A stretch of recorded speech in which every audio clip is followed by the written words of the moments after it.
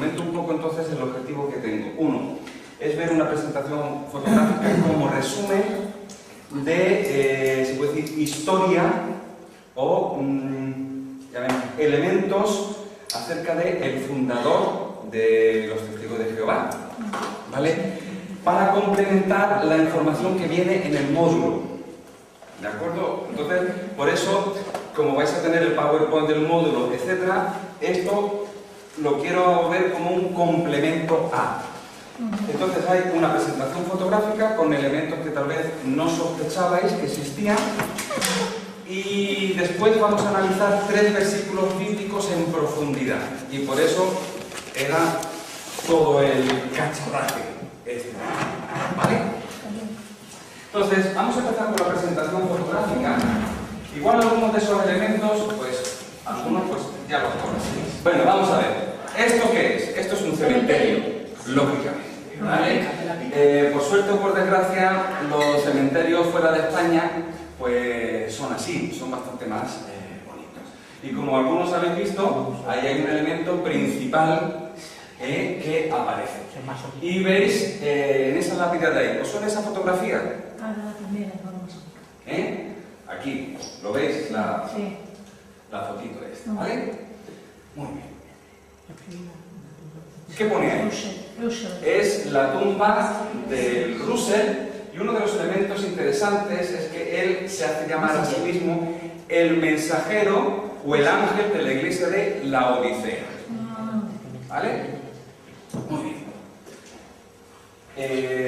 Seguimos ahí. Esos son tumbas, lógicamente.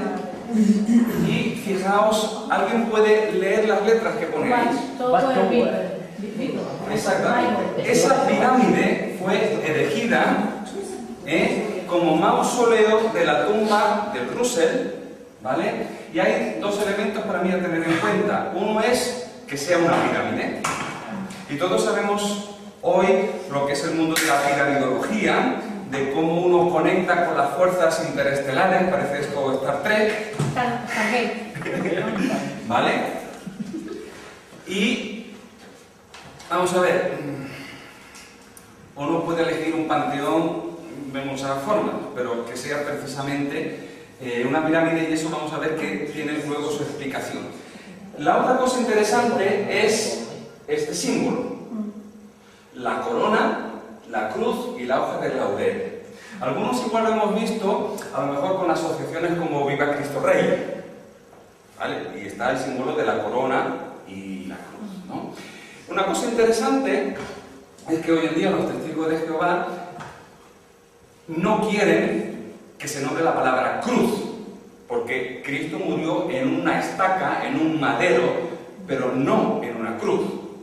Pues precisamente, como las palabras se las lleva el viento, en la tumba del fundador, de por vida y para la eternidad, va a tener una cruz.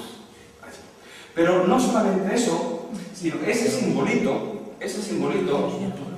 más claro, y que fue erigido por la Watchtower, o ¿cuál es la traducción en español? La torre. Eso, la atalaya, ¿no? Atalaya. Ese simbolito en piedra, ¿vale? O sea, la atalaya que son... La atalaya, o sea, es la torre del vigía. Eso es, Watchtower es la torre de alguien que vigila. Y por eso la traducción es la atalaya. ¿Watchtower es un libro? ¿Qué es? No, la Watchtower es, se puede decir, la empresa o la organización. Pero aparte significa centinela. Sí, el centinela o la torre del vigía. La torre del centinela. Es en inglés. Es los libros que hacen la torre del vigía. Correcto. Pues ese cementerio está en el mayor centro masónico de Pittsburgh. Interesante, ¿no? Entonces, hay una asociación del fundador con pirámides, que veremos ahora después alguna que otra sorpresa, y que ese cementerio está en un centro, bueno, no en un centro, sino en el mayor centro masónico de Pittsburgh, ¿vale? Y curiosamente, dentro de la simbología oficial masona, ¿qué es lo que nos aparece? Nos aparece la corona de laurel con la cruz. Madre mía. Y el compás, ese compás me parece más sitio. Claro, precisamente, la escuadra y el compás es otro de los símbolos oficiales masones. Interesante, ¿verdad? Seguimos adelante. Esto es documento que es historia de la masonería. Bueno, los masones libres, no sé, digamos, qué tipo de rama es, pero dentro de la masonería. Entonces lo curioso es que aparece el simbolito, ¿de acuerdo? Aparece también ahí, esto aquí no se puede ver, pero ¿sabéis qué es lo que pone ahí en esa estrellita? Vienen precisamente las 4 letras del tetragrametón. O sea, el nombre de Jehová, en hebreo, con las 4 letras, está ahí. Así que de alguna manera, la masonería es una de estas organizaciones, llamemos, secretas. Y muchas veces se relaciona con elementos religiosos o divinos. Entonces siempre el nombre de Dios ha sido un elemento un poco secreto. ¿Por qué? Porque son consonantes. Entonces ese aire de misticismo y secretismo, interesante, que el nombre de Jehová aparezca en una tochada de historia de la masonería. ¿Vale? Y ahí aparece la regla del compás. ¿Vale? Símbolo masón. Vamos a trasladarnos en el tiempo. Esto es un templo masón. ¿Vale? Eso es un templo masón. ¿Qué podríais destacar de eso? El ojo que todo lo ve caer en el techo. El ojo que todo lo ve. Hay mucho... ¿Hay un aire a qué? A Egipto. Ah, bien, a Indiana Jones, ¿no? A Egipto. Bien, bien. Gran poder deductivo. Ahí. Bien, interesante. Bien. Quiero sobre todo que os fijéis en esto. ¿Vale? Eso dentro de, se puede decir, la grandiosidad de dioses que había en Egipto, eso representa el dios Sol, el dios alado Ra. ¿Vale? Dios Sol, Dios alado Ra. Y, lógicamente, elementos como pirámides y otras historias, pero en especial que os fijéis en ese simbolito. Bien. Otra perspectiva, ¿vale?, de lo mismo, que se ve ahí, el Dios Sol, el Dios alado, las pirámides, etcétera, etcétera. ¿Vale? Bien. Con eso en mente, habréis escuchado alguna vez que Russell dijo en un momento: si alguno de vosotros lee la Biblia, en 2 años estará en las tinieblas. Pero si leéis mis estudios de las Escrituras, que es una tochada de 7 tomos, sin leer la Biblia directamente, en 2 años estará en completa luz. Bien. ¿Queréis saber qué elemento utilizó para poner la portada de esos libros? Esto es otro templo, pero con la cruz y la corona. ¿Vale? Aparece también ahí la cruz y la corona. Dios Sol alado Ra, ¿vale? Con sus distintas formas. ¿Veis que tiene el Sol? Suele tener 2 serpientes que pueden variar la forma. Aquí, ¿veis? Está hacia abajo, ¿vale? Aquí también está hacia abajo, las 2 serpientes. Ahí está, ahí arriba, ¿vale? Y ahora es cuando viene la portada. Este es uno de los 7 tomos de estudio de las Escrituras, y como no había simbología a utilizar, yo hubiera preferido que me hubiera puesto a la Virgen del Carmen, poner antes que un dios egipcio. Porque por lo menos, oye, Santo Tomás de Aquino, San Francisco de Asís, para mí hubiera colado mejor, ¿no? Que no eso. Entonces uno se cuestiona, Dios mío, si la revelación máxima de las edades en relación a la iglesia cristiana corrupta.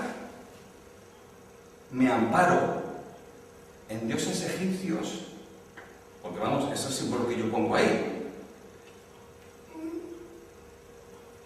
¿Me explico? ¿A cuánto les ha sorprendido esto? ¿Lo sabíais? No lo sabía. En ediciones anteriores, esto es otro de los tomos, de esos 7 tomos de las Escrituras, que es el plan divino de las edades. Ese título igual no suena en español, el plan divino de las edades.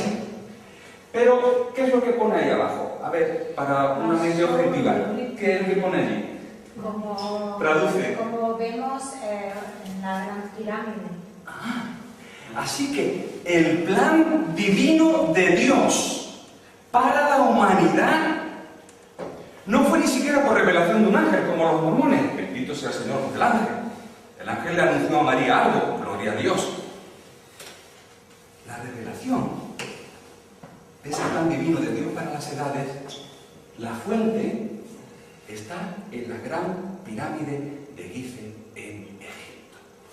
¿Comprendéis por qué entonces tiene una tumba en plan pirámide? Para él era lo más obvio. Y en la, ¿cómo se llama? En la contraportada o en esa hoja principal, ¿cómo identifica? Entonces voy a traducir, ¿vale? Si me salgo del tinte, por favor, corrígeme, ¿eh? Por eso me gustaba, digamos, que pudiera haber alguien que supiera inglés, porque si nos dice Marcos, tú puedes decirnos lo que tú quieras, y si no sabemos, pues tragamos. Entonces la traducción es, vamos a ver, el testimonio corroborador de el profeta y testigo en piedra de Dios en la Gran Pirámide de Egipto. O sea, para Russell, la Gran Pirámide era el testigo, el testimonio en piedra inamovible que Dios utilizó y con un sentido profético. Supera a los mormones, porque por lo menos la revelación a los mormones fue por un ángel. Interesante. ¿Sí? ¿Podrías tú decirlo tal vez con otro orden? No, el testimonio corroborador del testigo de piedra de Dios y el profeta. Y profeta, o sea, del testigo de piedra y el profeta de Dios. La Gran Pirámide en Egipto. Interesante, ¿no? De hecho, en ese libro, sí, yo lo diría así: el testimonio corroborador de el testigo en piedra y profeta de Dios en la Gran Pirámide de Giza. O sea, que para él la Gran Pirámide era el testigo en piedra y profeta. O sea, esos dos atributos de Dios. De hecho, porque creí que yo no lo había entendido. Yo tampoco. pues, Pero esa gente entonces, ¿por qué sí? Mira, por Dios, O por sea, favor, que o saca por la raza. inspiración de la pirámide de repito, es que a veces el traducir por el orden de las palabras, poner en otro idioma es a veces complicado. En resumen, parafraseando, para Russell, la revelación de Dios, que se llama el plan divino de las edades, está manifestado por un testigo en piedra y a la vez profético, que es la Gran Pirámide de Giza. De hecho, el desarrollo del libro, y ahora esto va a ser curioso, es que intenta demostrar que esa Gran Pirámide está en el centro del mundo, por tanto del universo, porque es el testigo de Dios, es el profeta de Dios de piedra, ¿de acuerdo?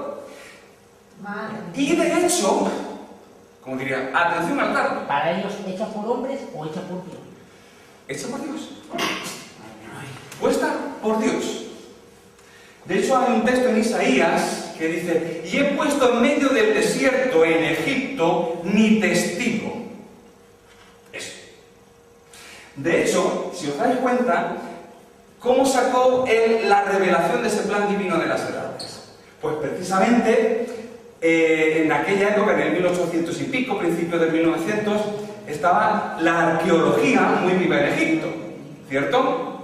Entonces resulta que midiendo los pasajes, los pasadizos, etc., resulta que le cuadraban los números y las distancias las convertía en años. Y entonces, si os dais cuenta, a ver, ¿dónde está? Aparece en 1914, ¿cierto? Bien, pues aparece desde por aquí, estos son tantos años. Esto de aquí es el pasaje, vamos a ver la siguiente, a ver que está más claro. Dice: el presente mundo malo, la era judaica o del viejo pacto, la era del evangelio, el plano del hombre perfecto, la ley del pacto, el advenimiento de Cristo. O sea,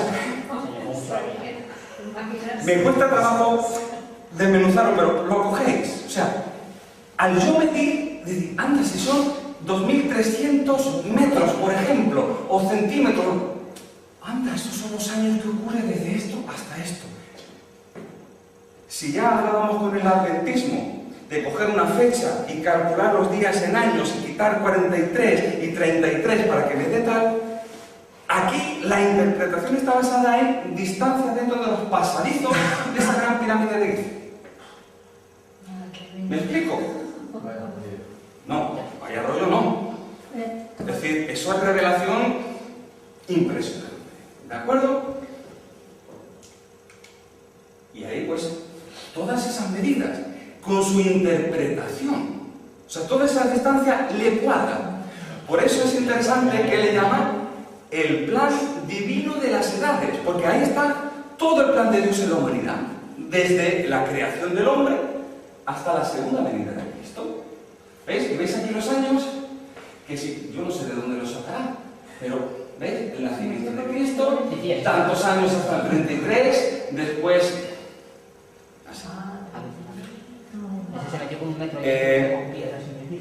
Cuando veamos a Jesús, le voy a pasar parte de esta información, eso puede ser alucinante.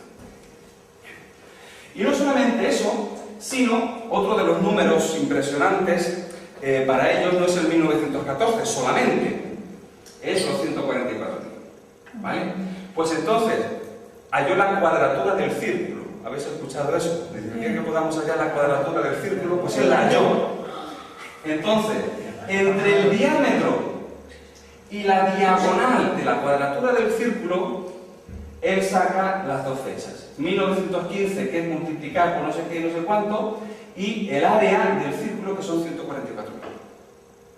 ¿Comprendéis por qué la Gran Pirámide es el profeta de Dios? Porque de ahí le sale. Todo los datos necesarios para hacer el detalle. ¿Vale? Bien. Entonces, curiosamente, Russell fue ante la situación de la iglesia de alrededor que estaba corrompida. Lógicamente sale una voz que dice: esto está podrido, pero Dios va a restaurar su plan. Y escoge lógicamente al siervo fiel y prudente, que es él, ¿no? Y revela, porque él tiene la llave, revela ese plan de Dios a través de la Gran Pirámide, como hemos visto. Pues resulta que después de que él se va, porque muere también, ¿vale? Los que vienen después escriben esto. Por 35 años, el pastor Russell pensó, ya no es que recibió una revelación, pensó que la Gran Pirámide de Giza fuera el testigo en piedra que Dios utilizó para corroborar los periodos bíblicos. Isaías 19:19, buscarlo por favor. Isaías 19:19. Eso sí es nuestro. ¿No te fías de mí? Haces bien. Haces bien. En aquel tiempo habrá altar para Jehová en medio de la tierra de Egipto y monumento a Jehová junto a su frontera. Entonces, para Russell, ese monumento de Dios en la tierra de Egipto era precisamente la Gran Pirámide. Pero los testigos de Jehová ahora han abandonado la idea de que la pirámide de Egipto tiene algo que ver con la adoración verdadera.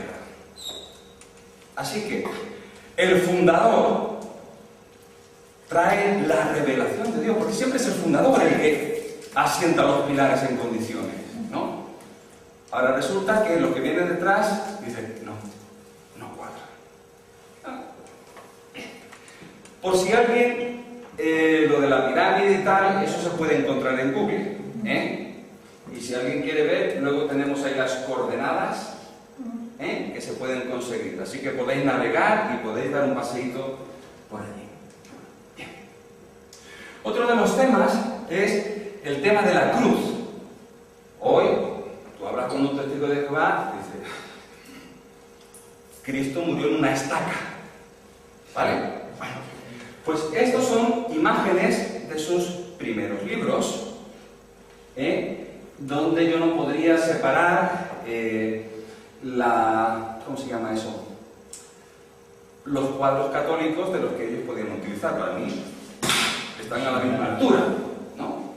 Ahí tenemos una de las escenas de uno de sus libros. Por cierto, si alguno se quiere documentar, tengo su bibliografía completa digitalizada. O sea que está a mano, se puede verificar y tenemos pruebas documentales de eso. Ahí tenemos a Cristo muriendo en la cruz. Por lo mismo, Cristo muriendo en una cruz tradicional, ¿vale? Con el pitorro arriba también, ¿no? No solamente digamos que sea una T, sino forma de cruz, ¿no? Con su aureola, o sea... Bien. Y este cuadro, perdón, es un poco duro, ¿vale? Es la escena de la crucifixión. Cristo... ¿Este es el mío? No. Ahí se ve. No es el tuyo. Este es Cristo, y este es uno de los ladrones, y este es este. ¿Vale? Bueno, por si no os dais cuenta, vamos a definirlo un poquito más, ¿vale? Con mayor nitidez, y vamos a utilizar un poquito de zoom. Por favor. ¿Y eso qué hace? Bien, yo no sé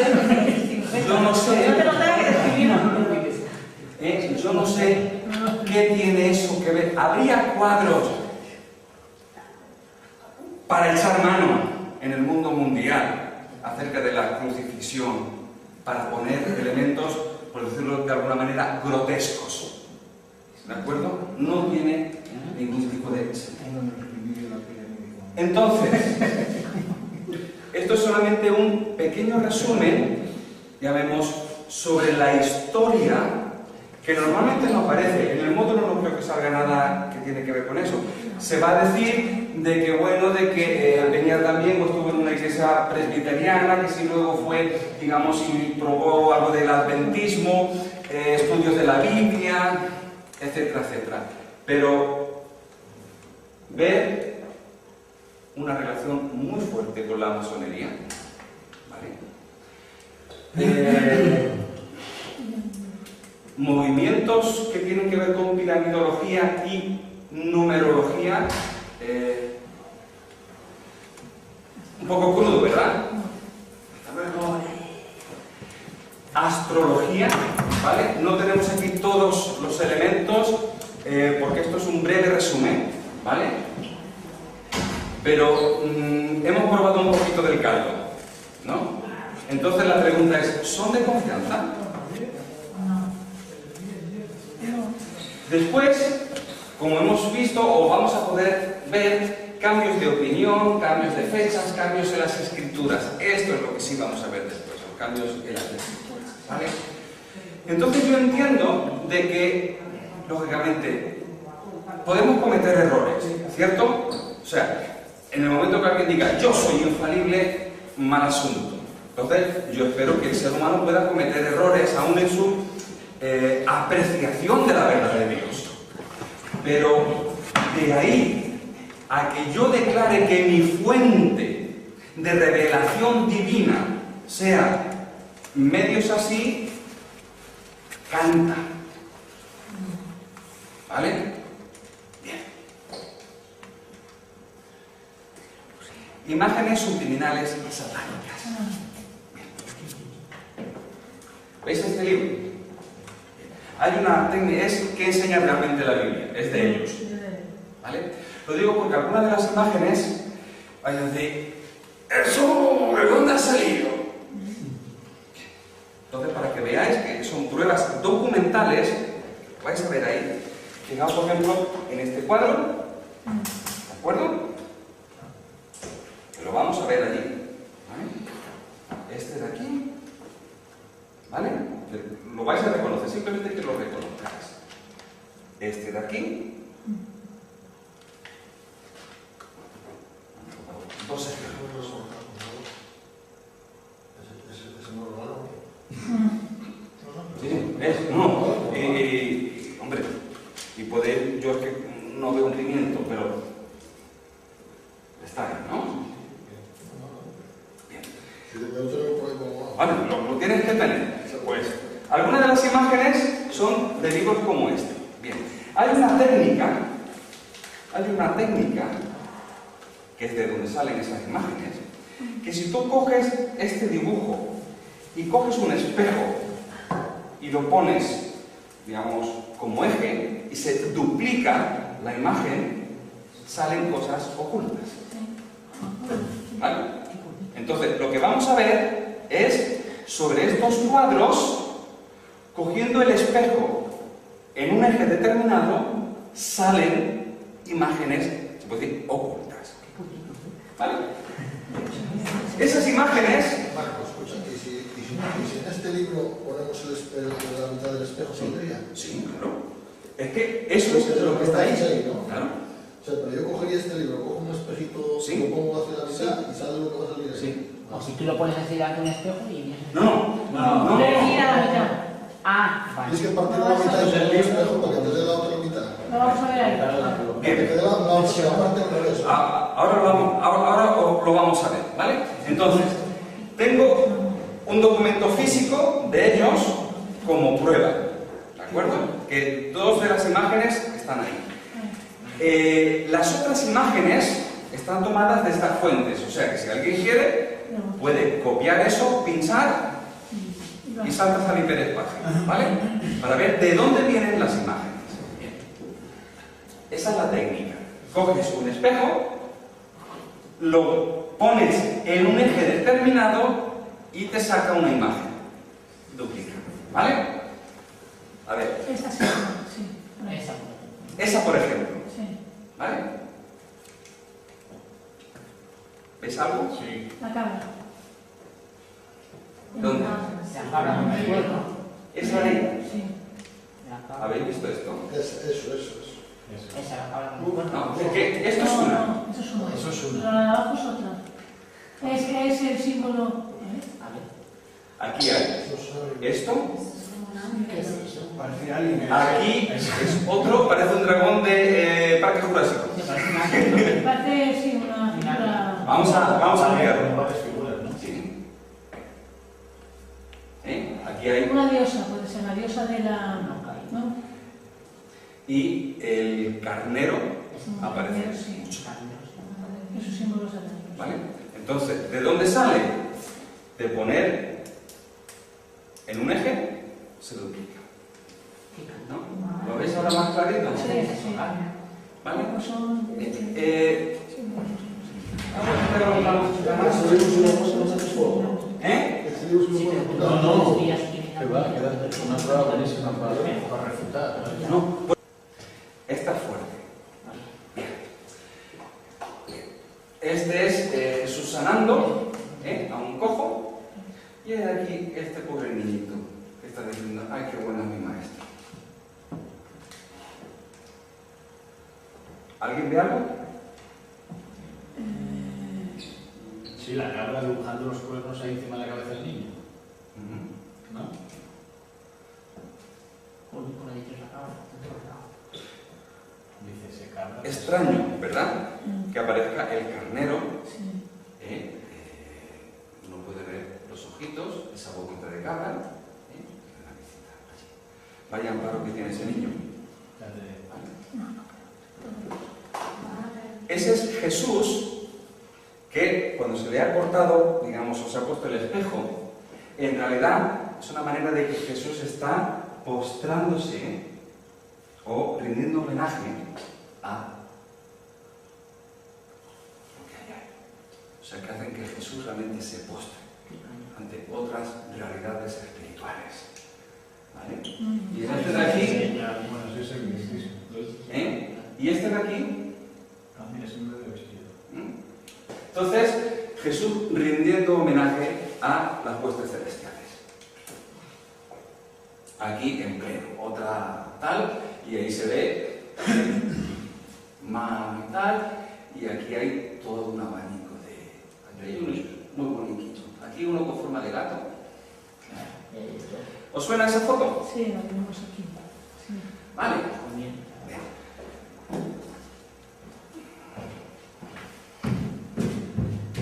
El tajo va a estar en esta línea así, ¿vale? Aquí tengo que decir que al final he manipulado un poco lo que es el contraste de color, ¿vale? Para que resalte. Entonces, os he explicado por dónde ver el corte, para que lo veamos luego. ¿Alguien ve algo aquí? Sí, ahí parece. ¿Qué aparece? Las narices ahí. Las narices, no me toques las narices. Ahí, los furacos. Ojos, Sí. nariz y cara de chico. Y de hecho se ve la forma... Ese es perfecto. O sea, Vale. ese sí es lo perfecto. Se ve. Hay otras y todo, ¿no? Y si lo ves a cierta distancia... Sí, las narices son los negros, las dos cosas Vale. negras, y el carnero está para arriba. ¿Alguien ve algo? Bueno, Sí, ahí. Sí, una cara reflejada ahí. Y hemos quedado esto. ¿Eh? Abajo hay una ¿Os he cara explicado dónde está el corte? Bien. Aquí es donde digo que he manipulado, en el sentido de... He contrastado más los colores. ¿Vale? Entonces, vale, se me puede acusar de manipulación, pero el dibujo estaba simplemente que lo quiero Exacto. resaltar un poquito. Le he echado un tinte. Le echa un tinte y la permanece. ¡Oh, qué bonito! Dorcas, aquí mirando a la gente, qué bonito, ¿verdad? Fijar que casi, si prestamos un poquito de atención, mira, os voy a poner. Si yo corto aquí así, el eje, ¿lo veis? Que ya apenas hace falta espejo. Ahí tiene hasta abajo. ¿Vale? Y en la parte de abajo, habría otro bichito. Con los cuernos de otro ¿Eh? bicho, ¿no? Bien. Y esto es de un gurú hindú, donde ellos abiertamente, Ya se le ven los... ¿vale? Ellos abiertamente lo exponen. ¿Vale? y ahora por una pila. Ahora, O tres. Pero espera, es que no entiendo. ¿A qué te refieres con lo del gurú este del final? Que la Que final- mete en la foto Ellos no lo hacen. el mundo espiritual relacionado con los demonios y otras historias, Sí. ellos no tienen miedo de expresarlo directamente. Vale, Es decir, entendido. yo estoy relacionado con el mundo espiritual y ¿qué? Vale. Ellos me pues respetan. sacan la foto ahí. Y abiertamente decir, yo no tengo problema, ¿qué pasa? Pero entonces lo curioso es que las técnicas son lo mismo, lo único que unos lo hacen abiertamente y por todo el morro, y otros de manera encubierta. Entonces, ¿qué pasa? Eso está allí. Y como la mente se deja impresionar por lo que vemos, y como tenemos dos partes, y la mente, eso, lo mismo que las imágenes subliminales en las películas, tú no te das cuenta, pero te están bombardeando. Y como tienes que estudiar todos esos libros una y otra y 20.000 veces, pom pom, y pom pom, y pom pom, te entran por los oídos, te llevan a la mente y se te meten en el subconsciente. Hasta que estás atrapado. ¿Vale? Señores, ¿qué os ha parecido? Muy fuerte. No lo esperabais, ¿verdad? No. Yo recuerdo que habías Parece enseñado que algo no. con allá. Me parece peor que los aprentistas, ¿eh? Bueno. Ahora sí vamos a ir a la escritura. ¿Vale? Y ahora vais a trabajar también vosotros, ¿vale? Bien, entonces, sí, lo que... Bueno, uno de los versículos para mí más potentes es lo que vamos a ver, ¿de acuerdo? Y es Tito 2:13. Así que los que tengamos Biblia, quiero que saquemos la Biblia, los que tengamos el interlineal, y lo vamos a trabajar, ¿vale? Bien. Para esta exposición, ¿de acuerdo? Esto de aquí es el interlineal de las escrituras griegas de los testigos de Jehová, año de edición 1969, ¿vale? Entonces, esto es de ellos, ¿de acuerdo? Lo que vais a ver ahí está escaneado de aquí, ¿no? Y de hecho, bueno, tú que sabes inglés lo vais a ver, digamos, aquí, ¿vale? Por si lo que yo digo... Bien. Tenemos aquí, tú tienes tu interlineal también, correcto.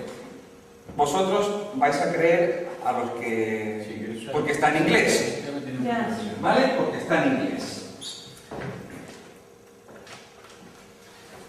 Como veis, esto es un escaneo de precisamente esas mismas páginas. Por lo tanto, estoy diciendo, esto no lo he cogido de internet. No sé si me explico. Porque uno dice, es que en internet, a saber. Lo he cogido de ellos. ¿No? La fotocopia. Que tengo el libro físico y lo he escaneado. Porque me pueden decir, es que eso que tú me muestras, a saber de qué fuente. Digo, ¿te saco el libro físico? Para que digas, ¿esto de quién es? A mí no se me ocurriría coger un colorcito de esto. ¿Me explico? Esto es tuyo. Lo mismo que las Biblias. Son suyas. No sé si me explico. Entonces, ante esa evidencia, tienes que tragar saliva. ¿Vale? Y ahí está el dato importantísimo. En Tito 2:13. Por ejemplo, Conchi, léelo, por favor. En la normal. No descafeinado. Hay algún sitio más, pero menos que un perfecto. Muy bien, Tito 2:13. Ay, madre. Pero va a tener que ir tú. Ah, bien, ahí lo tengo. Es que yo se lo quitaría. No, porque ese es para que compares con otras versiones nuestras. Aguardando la esperanza bienaventurada y la manifestación gloriosa de nuestro gran Dios y Salvador, Jesucristo. Una de las recomendaciones que yo hago cuando tenemos que argumentar con la escritura es leerla despacio, que no estamos leyendo una novela del oeste. ¿Me explico? Porque a veces el matiz de una coma, toma aire, esto y esto, punto. Porque si no, no cogemos el sentido. No sé si me explico. Entonces, así, a bote pronto, yo lo que he escuchado es del gran Dios y Salvador Jesucristo. O sea, según yo entiendo, a Jesús se le están dando dos títulos, que son, a saber, ¿cuáles son? Gran Dios y Salvador. Gran Dios y Salvador. Lo curioso, bueno, es verdad, tienes ahí la traducción. ¿Podrías hacer tú una... pero ¿lo tengo en español? No.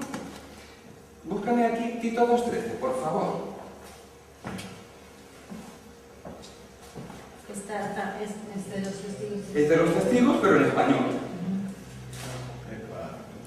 Con cuidadito que el papel es muy fino, de ellos no invierte mucho en papel. No.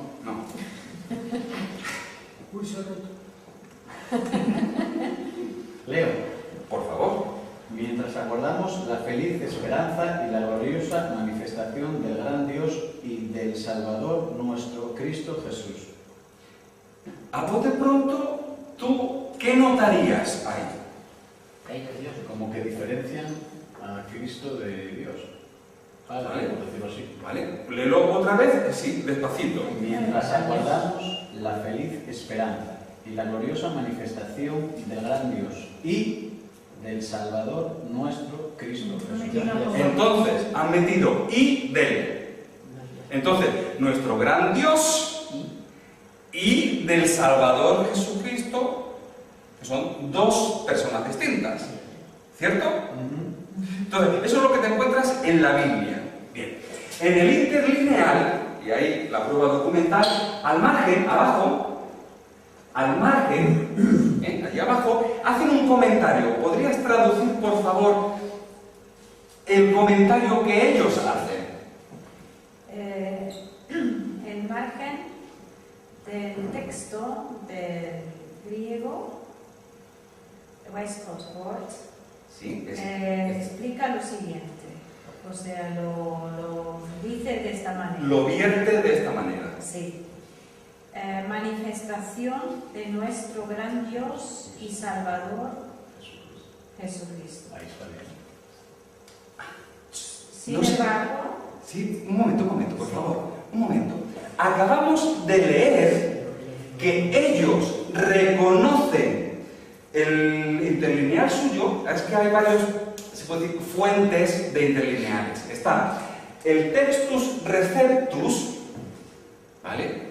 Está el texto de Nestlé, ¿vale? Que es el que se está utilizando, por ejemplo, en esta versión, y está el texto de Westcott y Hall, ¿vale? Son fuentes aceptadas bien. Entonces, yo no tengo nada en contra de decir que el texto que ellos están utilizando es el texto de Westcott y Hall, porque es uno de los reconocidos.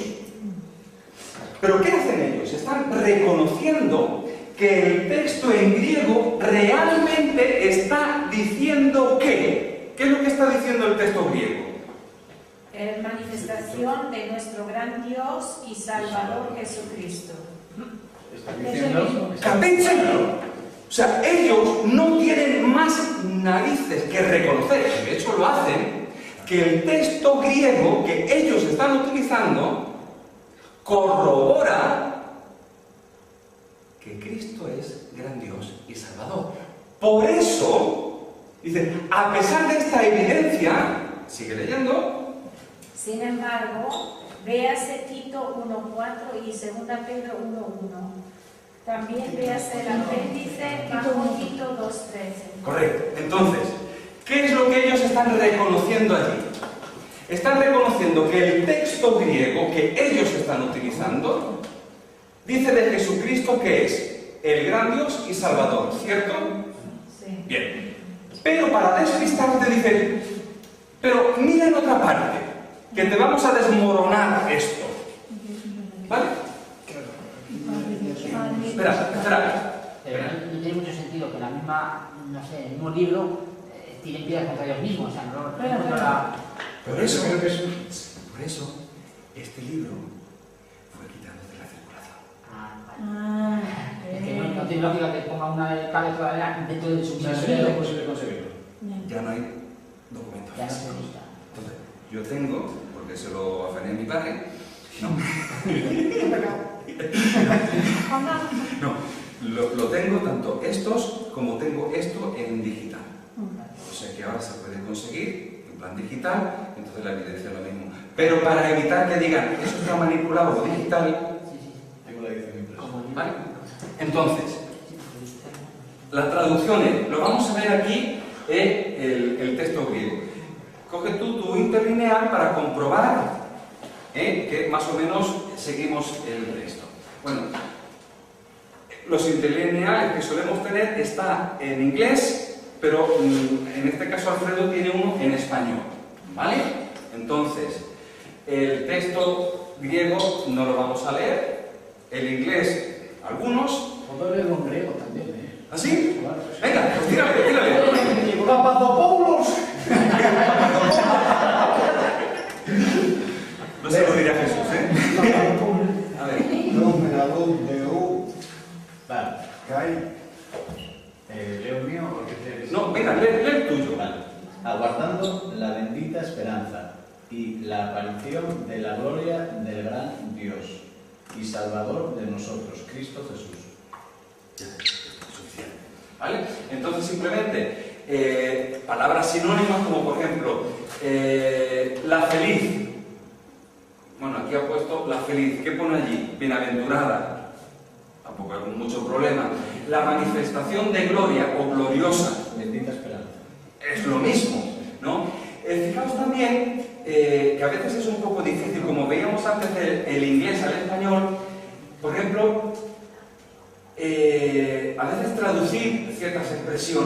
Y nosotros, pues, pega mejor poner nuestro gran Dios y Salvador Jesucristo, ¿no? Que a veces puede haber cambio de orden de las palabras, pero lo cierto es lo que se está diciendo ahí, ¿no? Entonces, el análisis, ¿cuál es? Y decidme vosotros si está equivocado o no. Se habla del gran Dios y Salvador nuestro, y se habla eso de una persona, que es Cristo Jesús, ¿cierto? Entonces, se dan dos títulos unidos por la partícula y, ¿vale? Entonces, a Cristo Jesús se le dan dos atributos, que es Dios y Salvador, ¿vale? Por eso el y, ¿qué es lo que une? Une atributos, ¿vale? Une atributos. Bien. ¿De quién? De Cristo Jesús. Pero lo curioso es que no solamente se dice de Cristo, que es Dios y Salvador. Gran Dios. Porque ellos reconocen, sí, en el principio era el verbo, y el verbo era con Dios, y el verbo era un Dios. Ahora, el poner ahí el gran, ¿cuántos grandes puede haber? A ver si ahora vamos a necesitar una escalera. Es decir, está el Todopoderoso, el gran Dios y un Dios chiquitín. Es decir, espérate. Hay un solo Dios, y es el gran Dios. O el gran Dios, otro equivalente que puede ser, el Todopoderoso. ¿Sí o no? Entonces, en Tito 2:13, lo que se está reconociendo es que en Jesús está el gran Dios Todopoderoso y nuestro Salvador. ¿Vale? Y lo que decíamos, la traducción al margen, ¿qué es lo que nos ha hecho? Nos ha puesto en una parte el gran Dios y fijaos, aunque lo ponen en corchetes, o sea, cuando ellos ponen las palabras en corchetes están diciendo no está en el original, pero es para explicar el sentido y cae de cajón. Pero depende de dónde pones tú esa coma, ese punto, ese i y ese d, varía mucho, porque en este caso, ¿os acordáis que dije que i estaba juntando dos atributos, que es Dios y Salvador? Pero al meter el del después del i, ¿qué es lo que han hecho? Han separado. Gran Dios es uno y Salvador nuestro, Cristo Jesús, es otro. Entonces, claro, con razón dicen, la Escritura no dice nunca que Jesús es Dios, en ese sentido. ¿Me explico? Entonces, ese del está cargado de tinta. ¿Vale? Entonces, lo que hemos leído, ellos reconocen que eso es un punto muy fuerte. Cuando yo les confronté con eso, yo le decía al hombre, vamos a ver, si tú mismo reconoces que el texto griego dice qué valor tienes tú en cambiarme, aunque me dirijas a otro punto de la Escritura, pero ¿por qué no me has, ya que reconoces que lo pone el texto así, ¿por qué no me lo aceptas como está? Y luego ya veremos otro texto donde se diga, y el Padre es mayor que yo. Ya discutiremos ese texto. Pero si este texto lo que me dice es que Cristo es el gran Dios y Salvador, no me lo cambies. Entonces les dije, ¿entendéis por qué se os acusa de manipular las Escrituras? ¿Tengo razón o no tengo razón? De que se os pueda acusar de que manipuláis las Escrituras, que las cambiáis a vuestro... Tuvo que respirar para adentro. ¿No soy corrido? No, porque no lo dejé. Entonces, buscaré información. Digo, ¿ya lo tienes ahí? Claro, y dice, en ese apéndice dice, mirar apéndice de Tito 2:13. O sea, dice, en algún lado tenemos que explicarlo. Dice, pero si no está explicado. Ya está explicado. Bien. De todas maneras, y por eso seguí con ellos, le dije, pero vamos a mirar esos otros versículos. Vamos. O sea, sin miedo no hay. Venga. Nos recomiendo mirar. Irnos buscando esos textos. Buscar Tito 1:4 y segunda de Pedro. 1:4 ya está. Vale. Muy bien. Pero bueno, por lo menos me quedo contento de que reconocen ellos. Por eso es bueno tener pruebas documentales. ¿Me explico? Porque si no, eso lo dices tú. Y digo, pues, Nunca los olvidaré. toma. Tito 2:13. Vale, eso es fe. Lo ordenaremos en los anales de la historia. Bien. Tito 1:4. A ver, buscarlo en el interlineal y buscarlo en la escritura. En la normal te lo puedo decir. En la normal. A Tito, verdadero hijo en la común fe, gracia, misericordia y paz, de Dios Padre y del Señor Jesucristo, nuestro Salvador. Bien. Ahí hay también un D. Y de ¿Vale? Ahí hay un D. Muy bien. Pues vamos a analizar. Por eso quería que hiciéramos esta prueba. ¿Por qué? Siempre hemos dicho que la escritura interpreta la escritura. Y hay que utilizar también la mente, no toda revelación del Espíritu Santo. ¿Vale? Entonces, ¿qué pasa? El texto griego dice, a ver, de Dios Padre y Cristo Jesús, el Salvador nuestro. O sea, el de no aparece en el texto griego, ¿verdad? Alfredo, no aparece. Entonces, nosotros hemos metido un de. ¡Anda! Y la nuestra. De la nuestra. Pero vamos ahora a razonar. Utilizar la cabeza. Vamos a razonar. Bien. Una cosa es atributos de una persona. Yo puedo ser hombre alto, gordo, feo y desgraciado. Vale. Son atributos y de una persona que soy yo. Ahora bien, ¿el Padre es un atributo o es una persona? Ah, ¿y Cristo Jesús? Es una persona. Entonces, lo que está diciendo es de Dios Padre y ahí sí cabe el de y no cambia el sentido porque en español hace falta y de Cristo Jesús y que el atributo de Cristo Jesús es ser Salvador. O sea, aquí en este texto, aparecen dos personas, que es el Padre y Cristo Jesús, ¿cierto? Bien. Atributo del Padre, ¿cuál es? Dios. ¿Tenemos problemas en afirmar que uno de los atributos del Padre es que es Dios? Yo no tengo problema, ¿vosotros? Vale.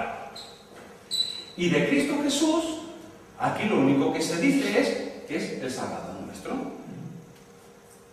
Pero para mí sería interesante, aunque haya el de, simplemente para que tenga sentido, que está de Dios Padre y de, porque son dos personas ya distintas, que aquí se da el título de Dios al Padre. No tengo problema. Entonces aquí, ¿es eso prueba de que se ha metido un de? No, porque el sentido no cambia. El anterior, meter un de compartir atributos, me separa personas. Entonces ahí es otra cosa. ¿Me explico? Bien. Entonces yo no tengo problema en afirmar que el Padre recibe el título de Dios y el Salvador nuestro que es Cristo Jesús. Entonces reconozco que el de ha sido una inclusión, pero no varía el sentido. Ahí es lo importante, ¿vale? Bien. Segunda de Pedro 1:1. Vamos a buscar en originales, interlineales y Biblias y etc.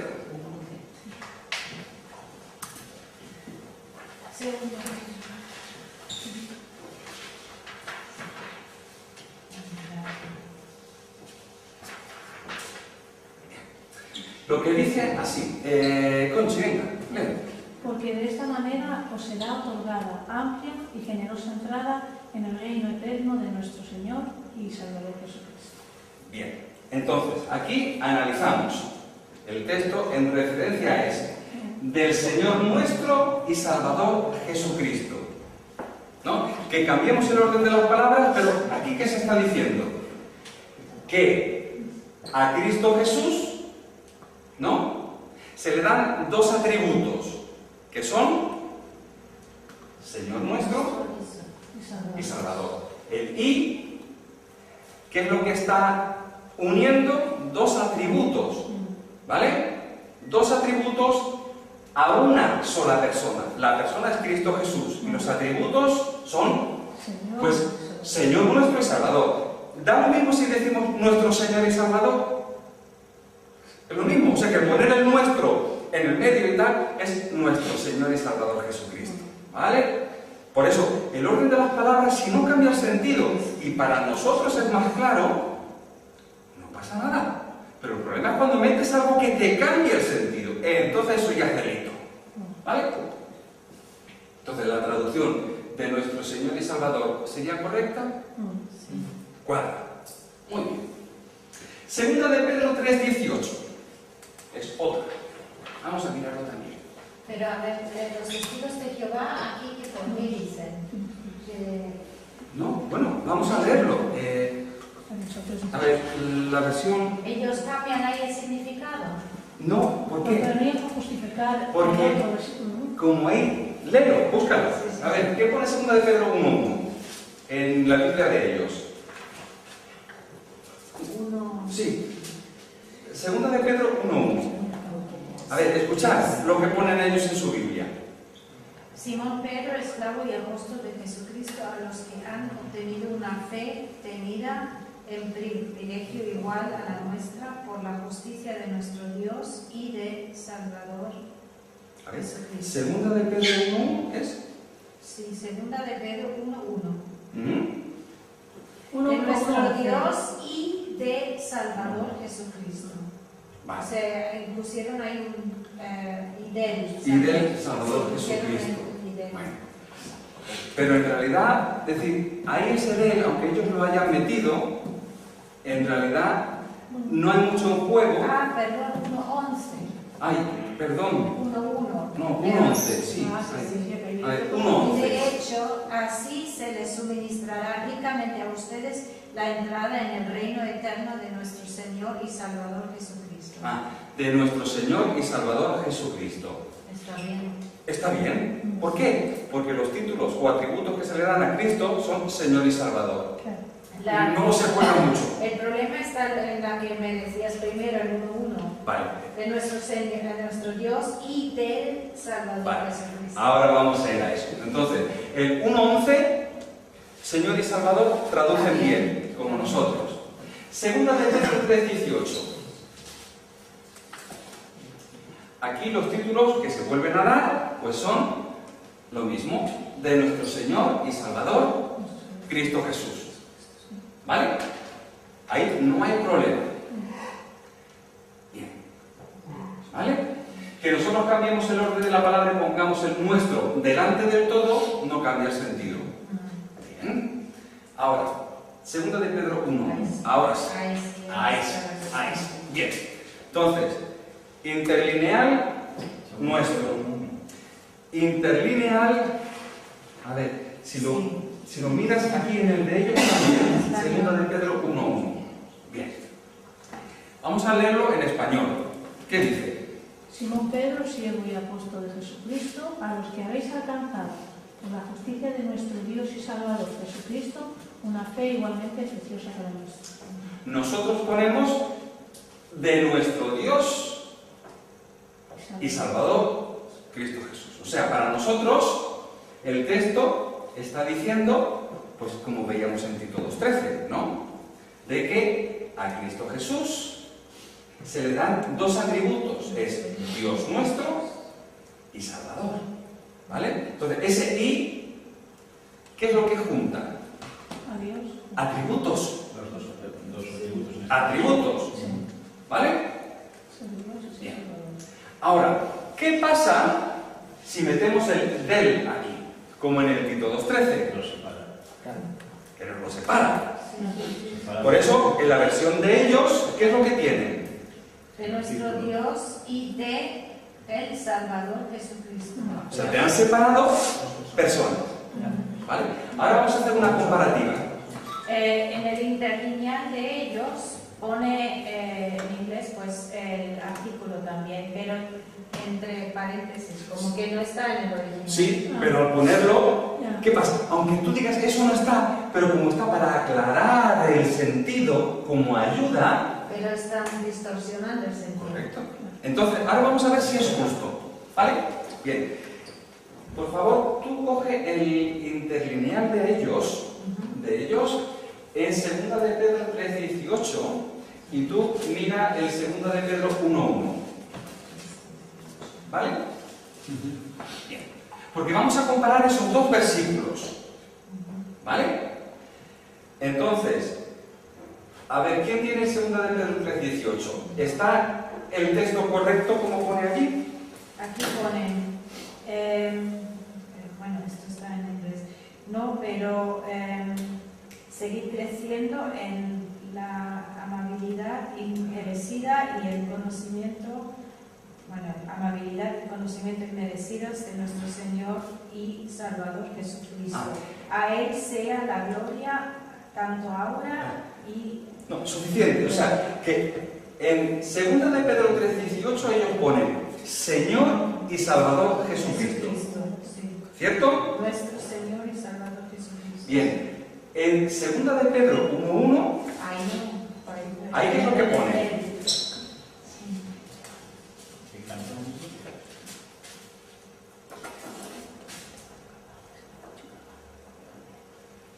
¿Te lo leo? Sí.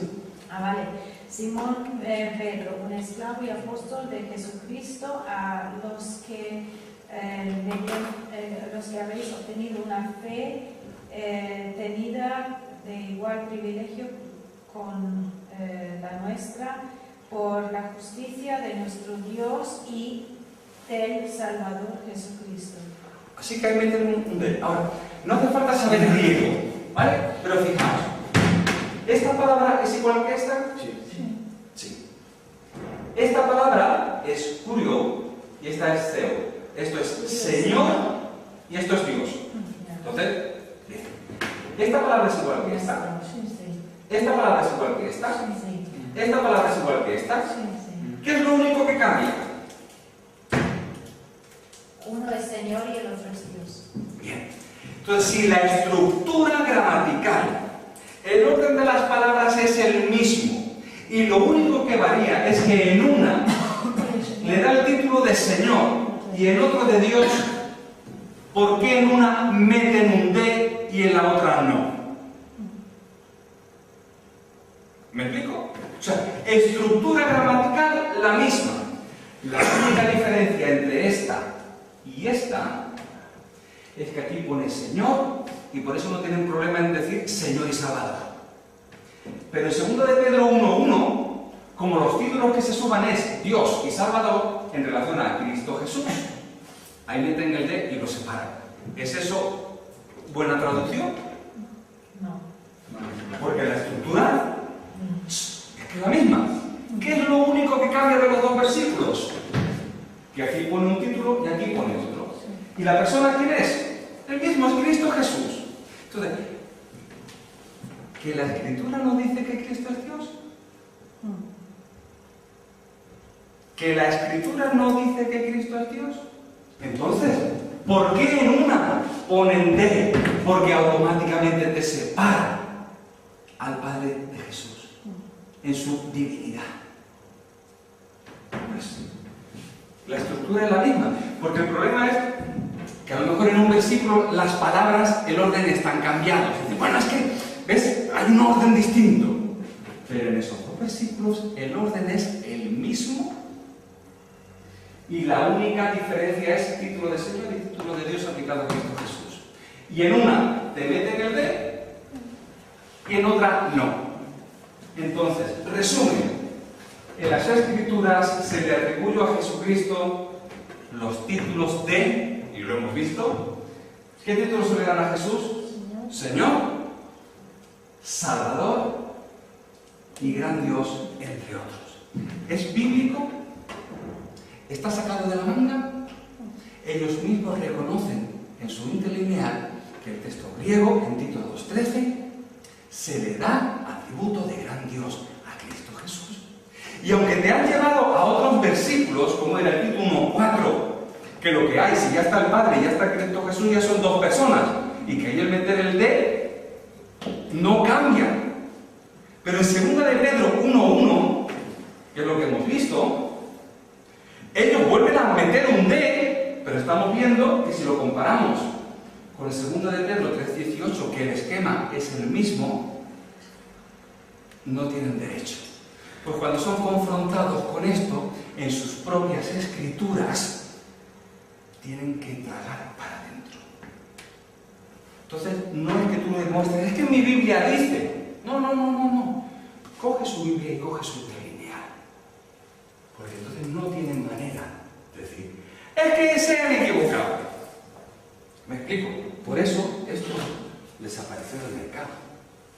Porque ¿qué pasa? Lo pilla uno y le destroza. ¿Vale? Pero gracias a Dios por internet y por haberle arreglado a mi padre un poco El escritorio. La biblioteca. la biblioteca. Ese libro es... Hombre, gracias a Dios, mi padre se está deshaciendo de mucha de su literatura, ¿no? Está repartiendo en vida, pues, lo que él tiene, ¿no? Entonces, mucho de eso, pues, dice Marcos, si te puede servir, pues, adelante. Y sí. Entonces, los testigos de Jehová traducen bien cuando los títulos atribuidos a Jesucristo son Señor y Salvador. Hemos visto que no tienen problema. Pero cuando el título atribuido a Jesús es Dios, qué casualidad, ahí meten partículas para separar. ¿Vale? Entonces, hermanos, podemos estar tranquilos de que la palabra se defiende sola. Y si hay alguien que manipula, creo que está siendo evidente. ¿Cierto? Prueba de cuenta. La cosa también es que cuando uno les lleva a versículos que ellos no están acostumbrados, porque este que vamos a ver, este no se lo esperaba, y este también es contundente. Ellos están acostumbrados a que cuando los evangélicos los defendemos, vamos automáticamente a Juan 1.1. Ay, ves, en mi Biblia dice que el verbo era Dios. Y ellos dicen, no, la mía pone que era un Dios. Y empezamos el tic-tac. ¿Vale? Y después hay algunos que se van a primera de Juan, que no me acuerdo exactamente la cita cuál es, y ahí nos pierde el entusiasmo. Otro de los versículos que ellos esperan que nosotros digamos es este de aquí.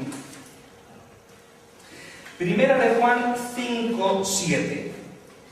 Primera de Juan 5.7. Hermanos, nunca utilicéis ese versículo. Nunca. Cuando digo nunca es nunca. ¿Qué pone ese versículo? ¿Cuál era? Primera de Juan 5.7. No, primera ¿Qué dice primera de Juan 5.7? Lee. Porque tres son los que dan testimonio en el cielo: el Padre, el Verbo y el Espíritu Santo. Y estos tres son uno. Pero no dice. Nos lo está poniendo la Escritura clarísimo. Iba a decir a huevo, ¿no? Pero eso ya está, ¿no? Bien dicho, ¿no? Y entonces ellos dicen, ya está, vais a caer. Pues sabes tú que ese versículo es un añadido que tal, y entonces te queda más chico que el día que naciste. Y te la tienes que comer, porque luego tú dices, yo voy a investigar, y te encuentras a veces en notas, pues es verdad, pues es verdad, pues es verdad. Y así que ellos dicen, ¿ves? Tú te basas, ahí hay un versículo trinitario que tú quieres alardear, y te comes una con papas que no veas. Entonces, ¿qué pasa? Ellos saben que nosotros vamos a reaccionar con X versículos, y que tiene su respuesta que cae como la gran pirámide de Gizeh. Pero no se esperan otros versículos y compruebas documentales de ese tipo. Y este texto es otro de esos que son Hechos 20:28. No se nota que disfruto con esto, ¿verdad? No, muy bien. Se ve como una carga, más bien. Sí, ¿verdad? Lo lleva como puede. Esta Biblia se nota que tiene muchas batallitas, ¿eh? Tiene batallitas. No le batalla. Me la quitó aquí mi amigo Beto. Bien. Hechos 20:28. Tengo que traerte un día a la familia mía de la bici a ir a Santiago. Pues venga, nos comemos un choto y... Hechos 20:28. Vamos a buscarlo. ¿Lo tienes? Léelo, por favor. Por tanto, mirad por vosotros, no me deja decir, y por todo el rebaño en que el Espíritu Santo os ha puesto por obispos, para apacentar la iglesia del Señor, la cual Él ganó por su propia sangre. Este es un texto que no tiene desperdicio por varias razones. Una, aunque no es el tema, es uno de los textos donde la palabra obispos y pastorear son sinónimos. ¿De acuerdo? Una. Dos, el Espíritu Santo es quien coloca, designa los ministerios. Por lo tanto, tiene voluntad, decisión por sí mismo. No es simplemente un enviado de Dios Padre para, llamemos, investir con poder algo, sino como los dones. Y Él reparte como Él quiere. Significa que eso tiene voluntad. Que es el Espíritu Santo el que os coloca en la iglesia. O sea, podríamos entonces hablar de la persona y obra del Espíritu Santo. ¿Vale? Pero bien, estamos aquí por otra cuestión. Es hablar en este caso de el Hijo. ¿Bien? En nuestro texto dice pastorear la iglesia del Señor. Que Él, ¿quién es Él? ¿A quién se refiere ese Él? Cristo. A este de aquí, ¿no? Este Él está relacionado con este Señor. Que Él adquirió. ¿Quién es el que compra? Adquirir es comprar, ¿no? Bien. Este es el mismo sujeto, ¿cierto? Mediante su propia sangre. ¿La sangre de quién es? El Señor. Del Señor. ¿Vale? Entonces tenemos un sujeto que es Señor, que compra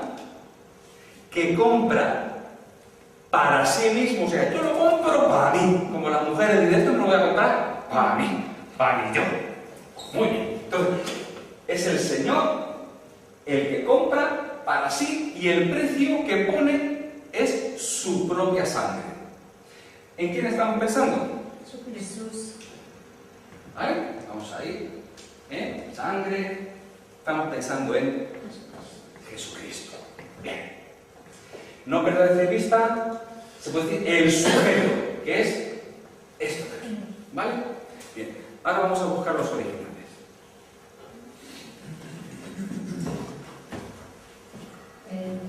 Hechos 20. Sí. En el correcto, No, interlineal, porque nos vamos a llevar una sorpresa. Sí, también. Nos vamos a llevar una sorpresita. Vale. Pero entonces eso no está sacado de ellos. Ese es el Bueno, ahora vamos a entrar en el análisis del versículo.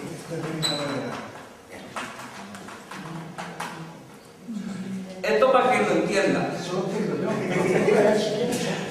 Lo que vamos a hacer es fijarnos exclusivamente en el texto que nos importa, ¿vale? Para analizarlo. Bien. Este es el texto, ¿vale?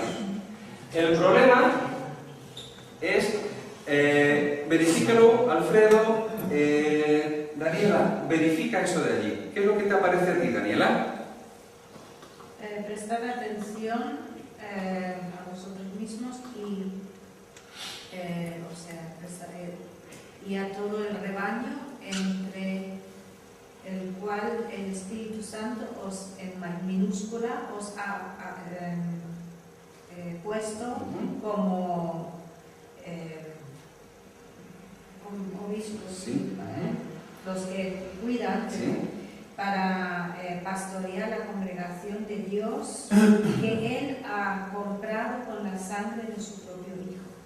A ver. El original ahí pone, míralo en el original, pone Dios, ¿verdad? Sí. Dios, la congregación de Dios. La iglesia o la congregación de Dios. Vale, vamos a quedar ahí. Así que el sujeto, que hemos dicho antes, no es Señor, es Dios. Sí. ¿Qué pone La ahí? iglesia de Dios pone aquí en el original. O sea, pone Dios, ¿no? Dios, sí. ¿Qué pone? Eso es de ellos. ¿Y esto? Eso dice, tened cuidado de vosotros mismos y de todo el rebaño, en que os el Espíritu Santo puso por sobreveedores para pastorear la iglesia de Dios, que adquirió mediante la sangre del propio, entre paréntesis, Hijo. Entonces, cuidado ahí con el dato. Resulta que los originales, tanto uno como otro, ese sujeto ese título no es Señor, es Dios. ¿Vale? Entonces, hemos cambiado nosotros en nuestra Reina Valera el título que pone realmente el original. Sí. Sí. Porque el título original es Dios, la Iglesia de Dios. Y nosotros hemos puesto la Iglesia del Señor. ¿Vale? Bien. Ahora fijaos entonces que ahí está, fijaos que esto tiene impacto, ¿vale? Bien. La Iglesia entonces es de Dios según los originales. Bien. ¿Quién compra ese sujeto? Dios. Hemos dicho que las otras frases están relacionadas a ese sujeto. El texto en realidad, ¿qué es lo que está diciendo ahí abajo? Es por la sangre, es tou neumatos o aimatos, tou idiou, es la propia. Esto no suena, por la sangre la propia. Por su propia sangre. Por su propia sangre. Ahora, ¿qué problema teológico tenemos aquí? Pues que Dios es espíritu. ¿O no? Ese problema tuve yo con los señores de Testigos de Jehová en mi casa. Y claro, ahí fue donde yo caí, tuve que cerrar la boca. Claro, si Dios es espíritu, ¿cómo compra con su sangre? Pues Ahí tuve que cerrar la boca y ahí me caí. Ahora vamos a ver la explicación. Entonces, hemos dicho que las demás frases están relacionadas al sujeto que es este, que pone Dios. Pero, nos encontramos con un problema. Si Dios es espíritu,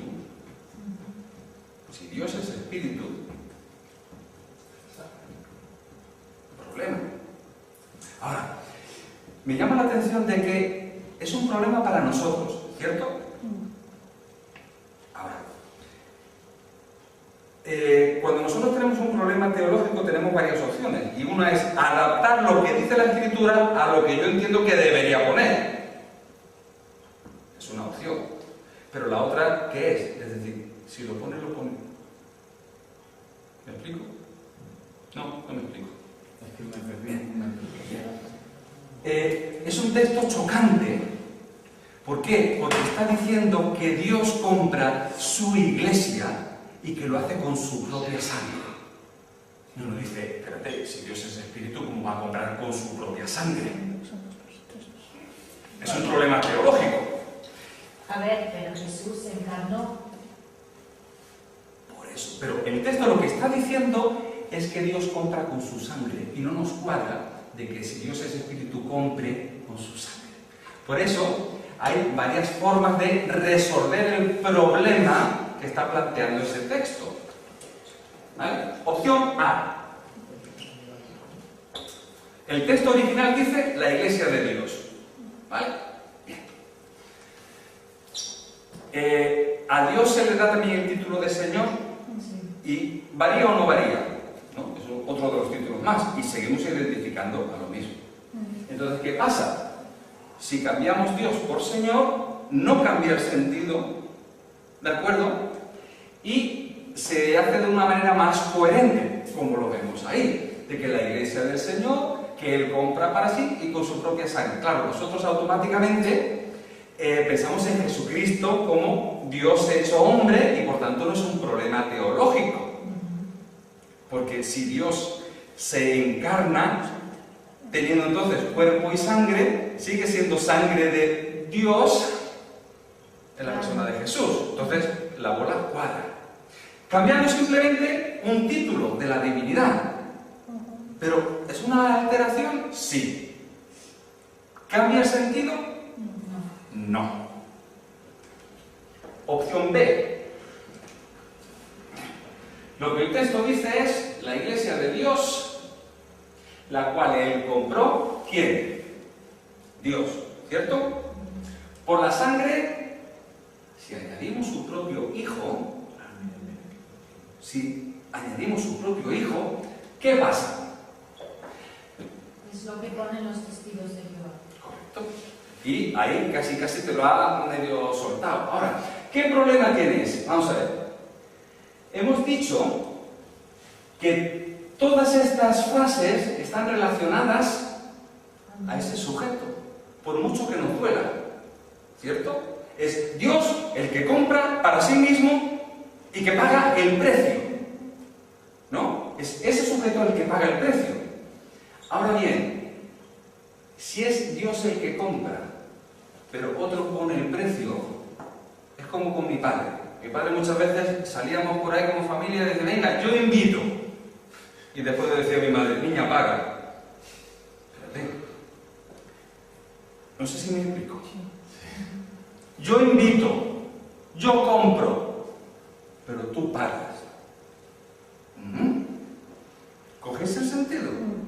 Entonces, el original griego, por mucho que nos duela, está diciendo que el sujeto Dios es el que compra, es el que tiene su iglesia, es mía, es la iglesia de Dios, es mía, que yo compro y es para mí y yo pago el precio. El único problema es, si Dios es espíritu, el tema de la sangre. Pero si entendemos que Jesús es Dios hecho hombre, es como, o pago con efectivo o con tarjeta, pero pago yo. Pero de esta manera se nos queda la duda. A ver, ¿quién compra? A ver, la sangre, vale, es del Hijo, porque es el único ser que tiene tal. Pero entonces, ¿quién compra? ¿La iglesia de quién es entonces? ¿La iglesia es de Jesús o es de Dios? ¿Os dais cuenta? Entonces, nos genera un problema mayor la opción B que la opción A. ¿Cierto? Nosotros simplemente cambiamos un título, pero no cambia el hecho de que a Dios, Señor, Salvador, un montón de títulos, no cambia. Pero el añadir aquí la palabra hijo, ya, es decir, uno compra y el otro paga. Pero entonces, ¿para sí? ¿Para quién? ¿Para Dios o para Jesús? ¿La iglesia de quién es? No sé si me explico.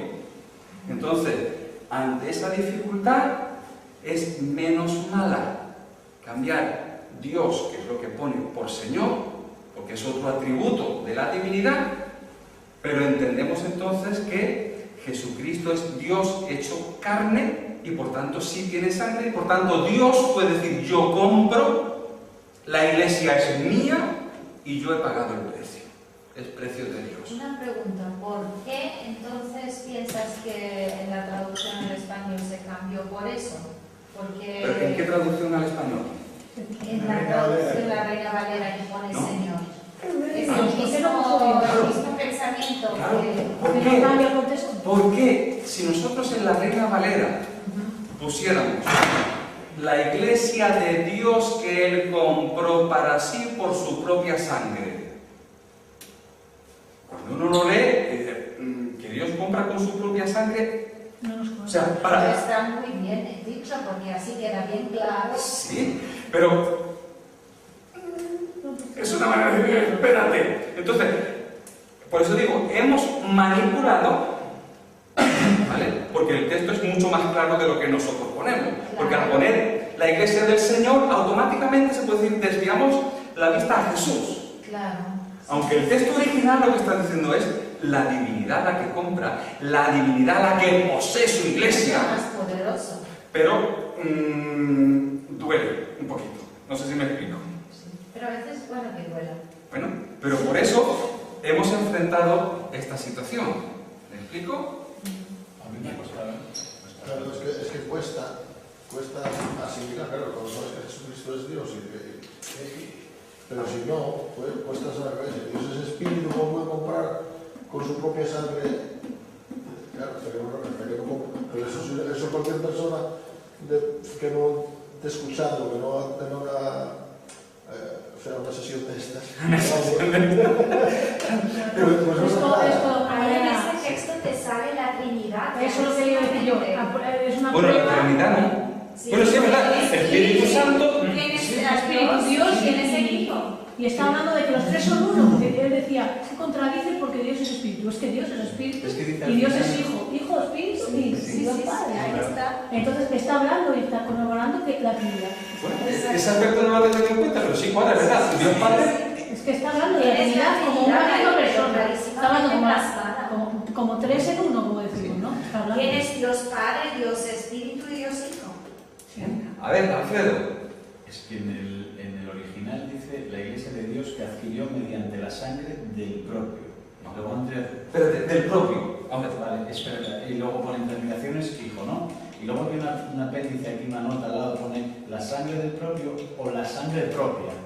Con su propia sangre. Sí, como O si la fuera con su sangre propia propia. sangre. Y es el original. Entonces, a mí eso es lo que me cuesta.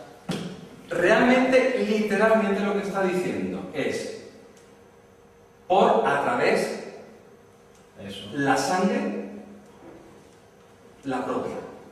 La propia sangre. ¿Vale? Entonces, es a través la sangre, la propia. Por eso, ese orden de palabras a nosotros no nos dice nada. A través de la sangre, la propia. A través de la propia sangre. Pero a lo que vamos, y por eso está ese análisis de que aquí hay un sujeto, que es el elemento principal, ¿cierto? Y por tanto, la Iglesia es de este sujeto. Este sujeto es el que compra.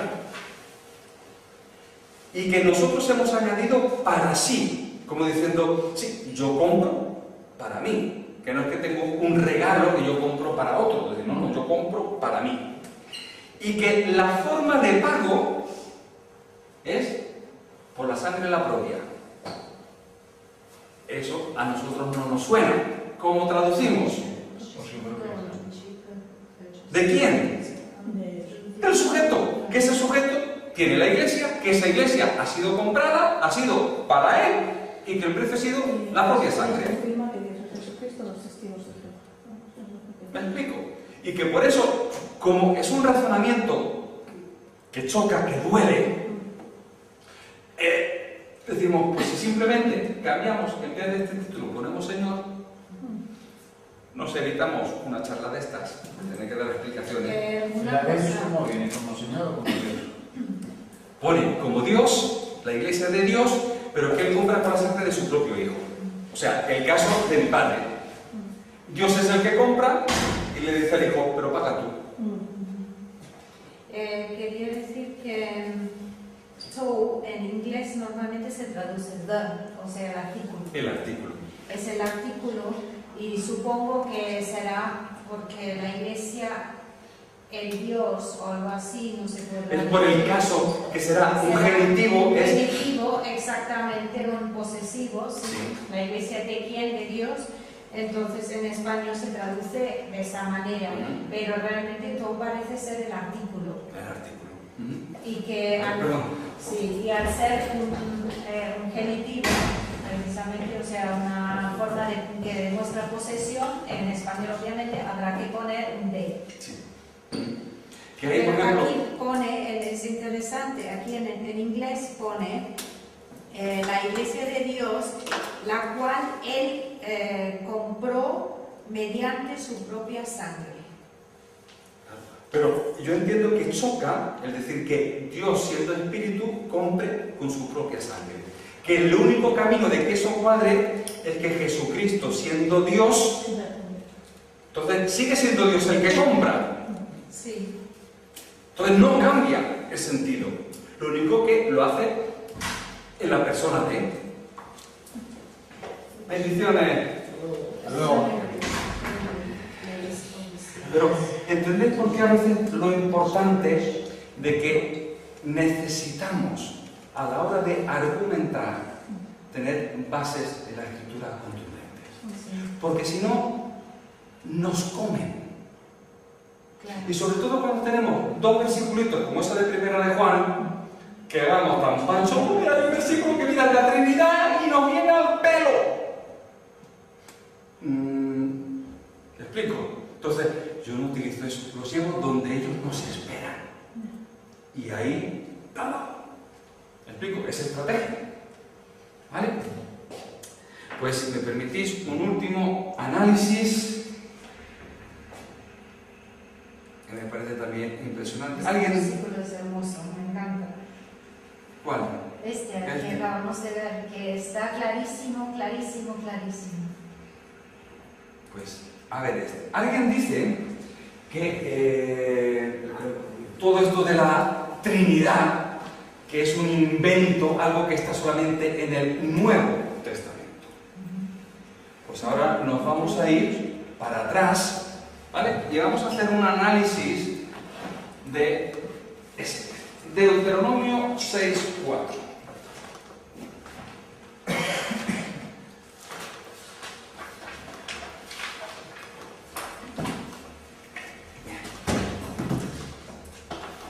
Es un texto además que los judíos tienen que recitar muy a menudo. Además es uno de sus lemas. ¿Alguien que lo pueda leer en su Biblia, por favor? Oye Israel, Jehová nuestro Dios, Jehová uno es.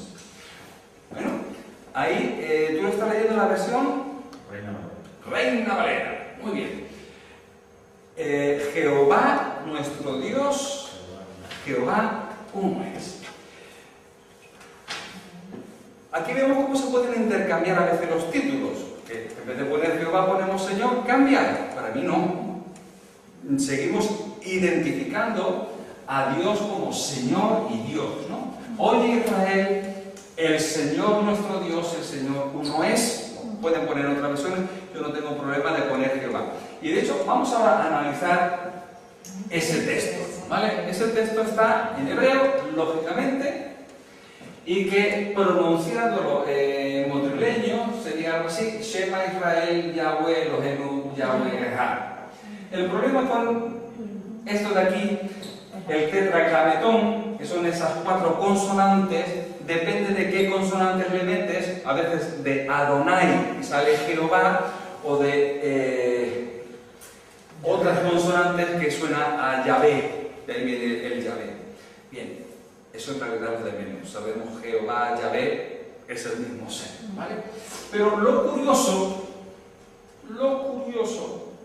es que la traducción literal de eso es esta.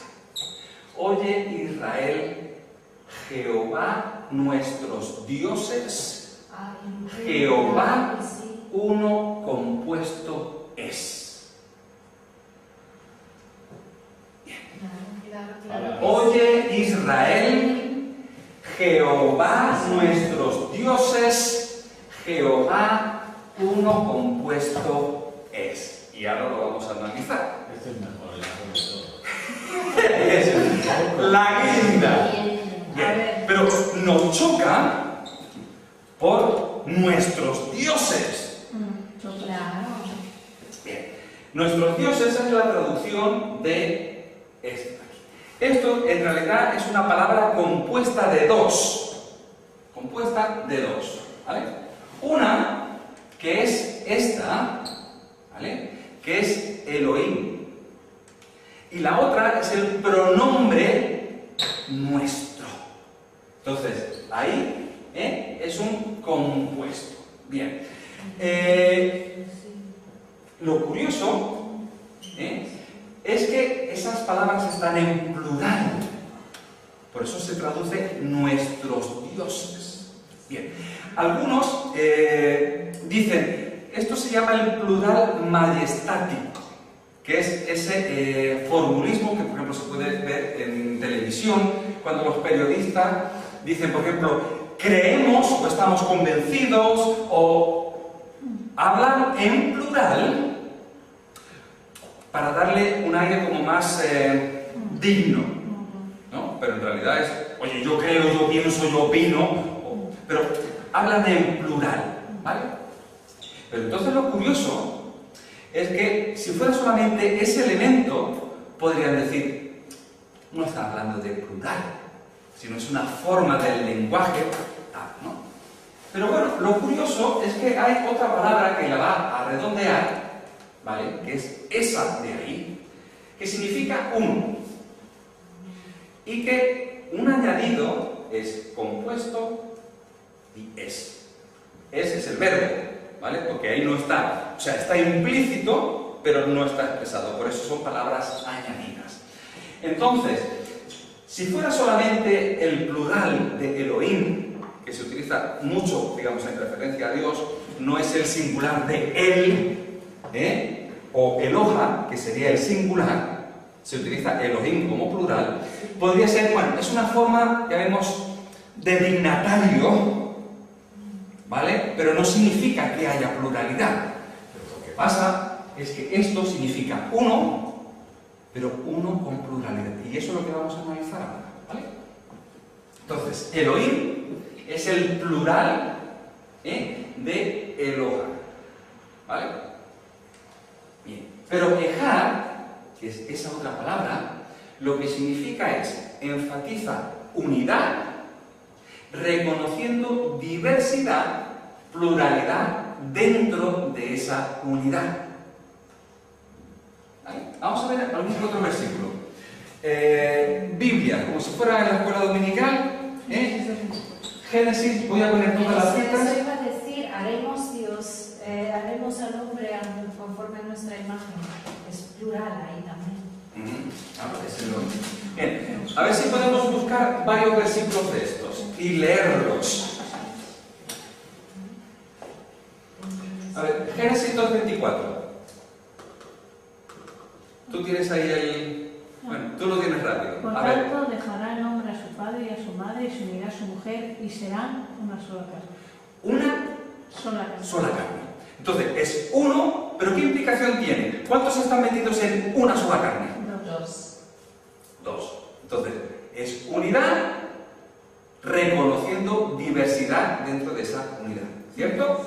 Bien. La palabra es Ejad. Siguiente, Génesis 34:16.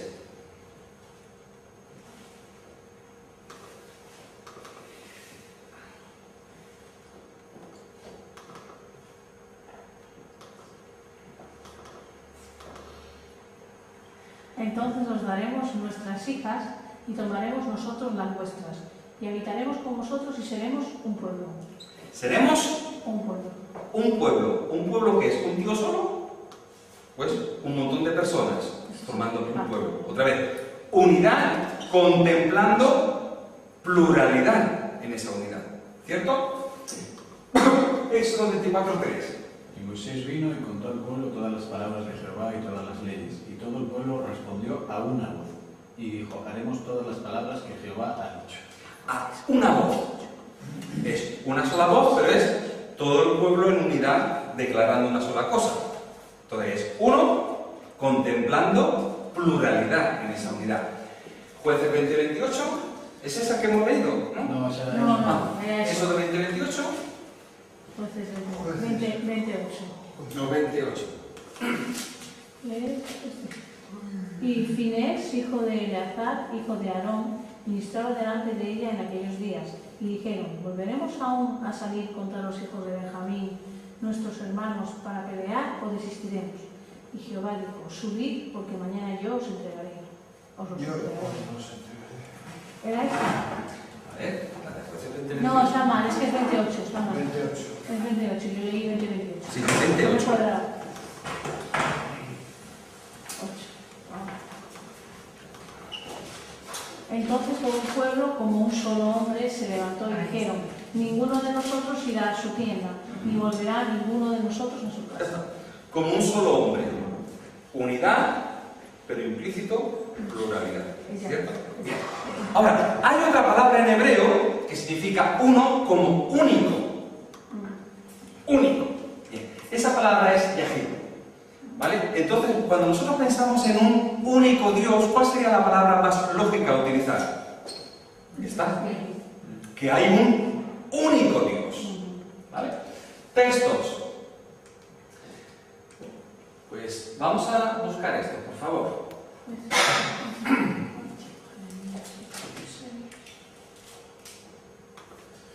Entonces volvió Jefté a Mizpah, a su casa, y aquí su hija que salía a recibirle con panderos y danzas, y ella era sola, su hija única, no tenía fuera de ella hijo ni hija.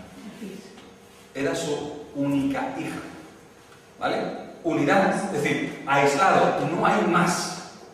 Que sería una palabra para mí más lógica en cuanto a Dios. Es el único Dios, es uno, es único. Ya. Jeremías 6:26.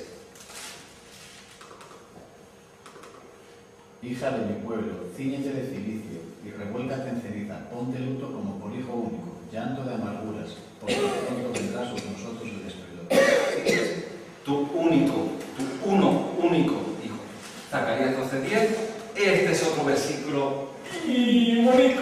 12:10.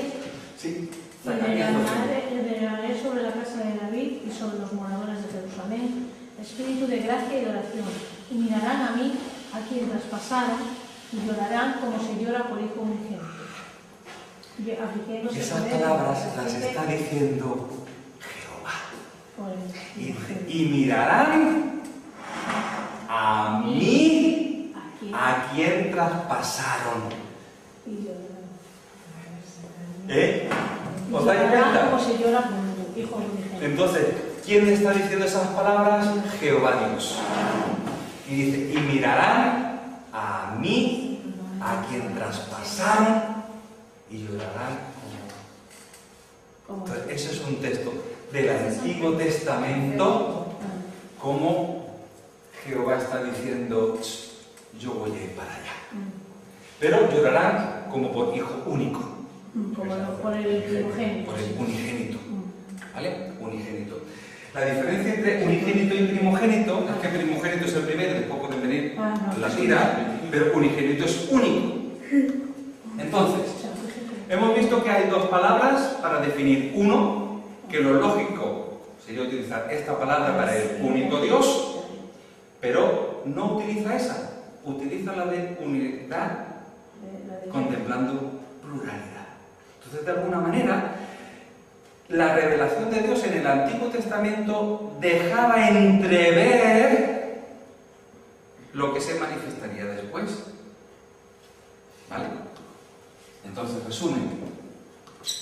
¿Estamos de acuerdo de que hay un único Dios? Sí. Y estos versículos son también impresionantes para hablar de eso. Este versículo es increíble, ese de Zacarías. 12:10, eso es impactante.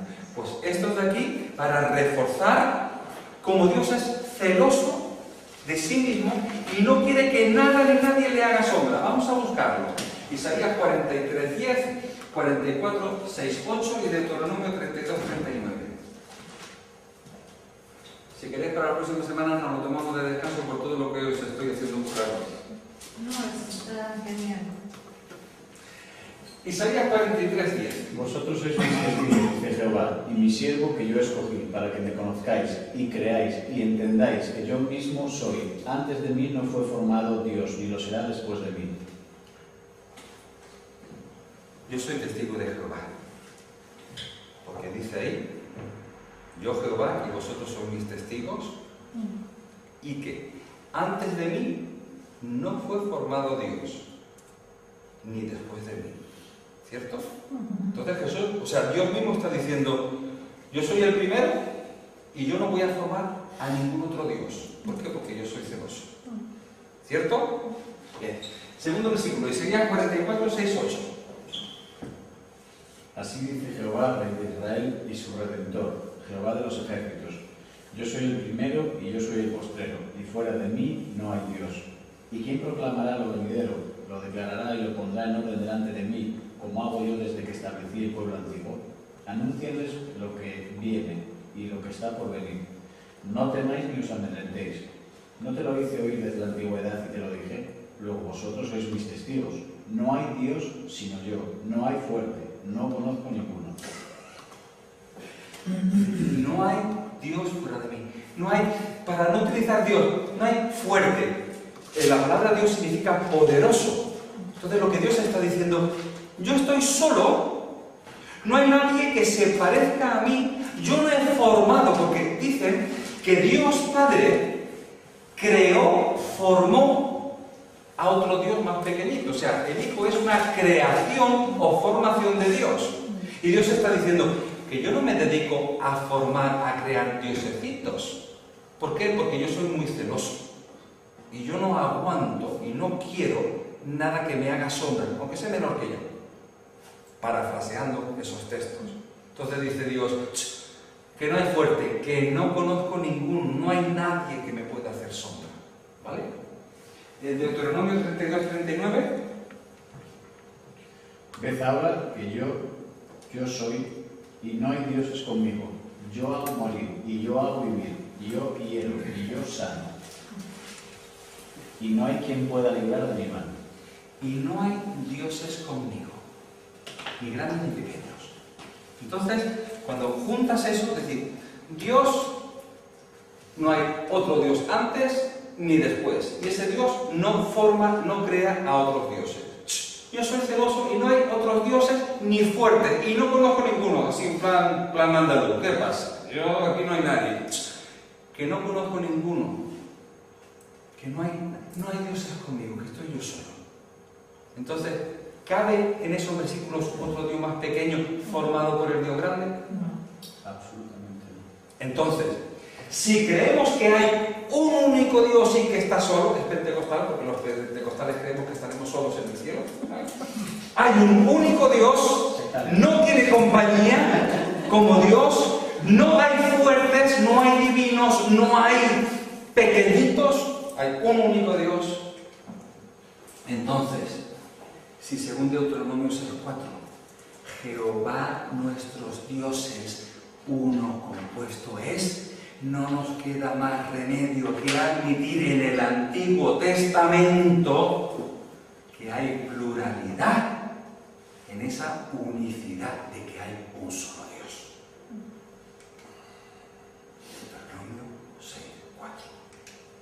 Entonces, oye Israel, si queremos decir Jehová nuestro Dios, el Señor, uno es, pero no uno de único, que sí es único, pero es uno compuesto. Pues nada, familia, yo he disfrutado, como dicen en mi pueblo, como un marrano en un saco. Hombre, lo decimos así, ¿eh? Espero que esto sirva para complementar lo que vamos a ver de los testigos de Jehová en el módulo, en los vídeos y tal.